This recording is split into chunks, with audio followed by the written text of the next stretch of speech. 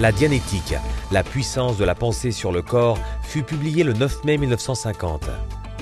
Ce livre devint immédiatement un best-seller et il engendra un mouvement populaire, la création de plus de 750 groupes de dianétique du jour au lendemain et l'établissement des toutes premières organisations officielles de dianétique. Parsemant la carte de Elizabeth, New Jersey à Los Angeles en Californie. La demande était telle que Ron Hubbard se rendait partout dans le pays pour donner des conférences, faire des démonstrations et instruire les étudiants sur les techniques de dianétique. Ceci n'est qu'un bref aperçu du phénomène créé par la dianétique aux environs de 1950. En effet, le mouvement dianétique n'a cessé de s'accroître lors des 5 décennies suivantes. La dianétique a regagné la liste des best-sellers du New York Times pendant 100 semaines, un record, et est apparu sur plus de 100 autres listes dans le monde, et a été reconnu comme l'un des livres les plus importants du XXe siècle.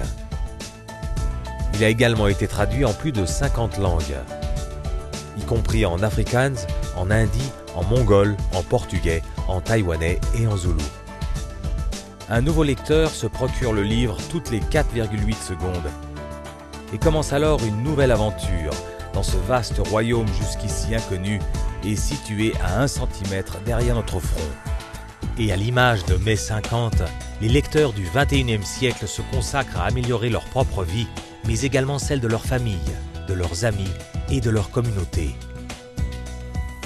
Et ainsi, vous trouverez des organisations et des groupes de dianétique dans plus de 160 pays.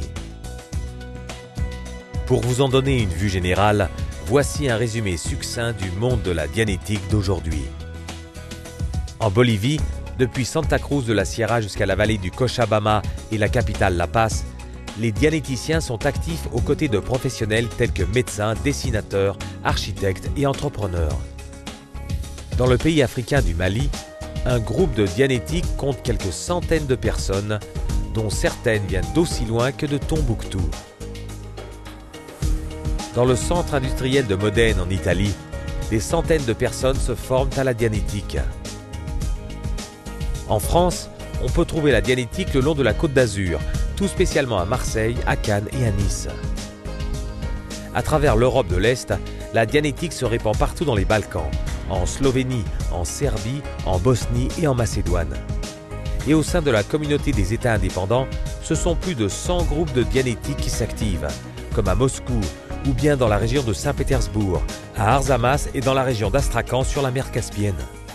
Allant même au pied des montagnes himalayennes au Népal, et nous trouvons quelques 6000 conseillers de dianétique dans 7 villes différentes. Dans leur rang se trouvent les légendaires Gourkhas. Et d'autres encore se trouvent au Pakistan, au Bangladesh et aux Philippines.